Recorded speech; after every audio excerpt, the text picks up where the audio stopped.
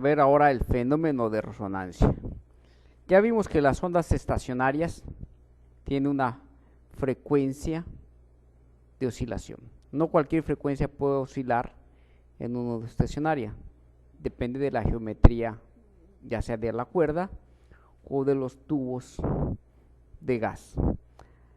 En este caso tenemos un columpio. La frecuencia del columpio, es decir, la frecuencia natural del columpio, solo puede tener una forma de vibrar y depende de la longitud L del columpio. Si empujamos al que se está columpiando, podemos hacer que las amplitudes de oscilación cada vez sean más grandes. Esto se llama una oscilación forzada. Entonces, si el ritmo con el que empujamos al que se está columpiando coincide con la frecuencia natural de oscilación del columpio, pues cada vez vamos a tener mayor amplitud y el que se está columpiando se va a divertir más. Aquí hay un ejemplo espectacular del efecto de la resonancia. Los materiales tienen una frecuencia natural de vibración, tienen unos modos de vibración que dependiendo de la geometría de los materiales. Este puente, el puente Tacoma, es histórico. Había un viento pequeñito que comenzó a hacer oscilar al puente, es decir, comenzó a impartir la velocidad del viento, comenzó a impartir fuerza sobre el viento, que comenzó a hacer oscilar al puente con su frecuencia natural de vibración. Pasó el tiempo y comenzó a aumentar la frecuencia, la resonancia del puente. Cada vez la amplitud de la onda aumentaba. Estábamos en un efecto de resonancia, hasta que se cayó el puente.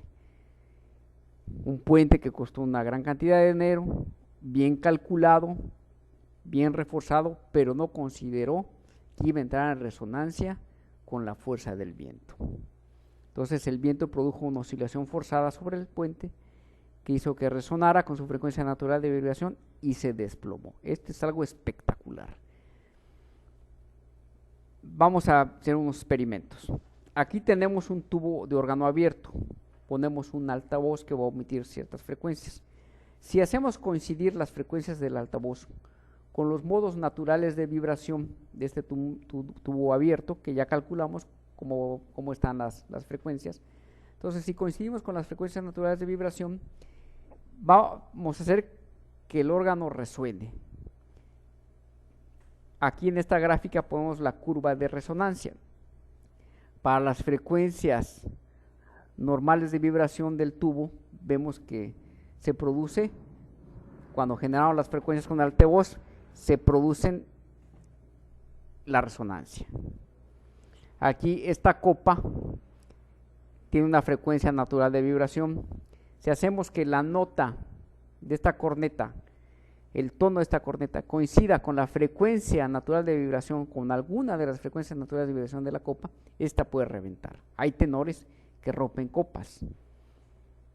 Cuando ustedes escuchan el mar en un caracol, ponen el oído y escuchan una vibración y dicen, estamos escuchando el mar.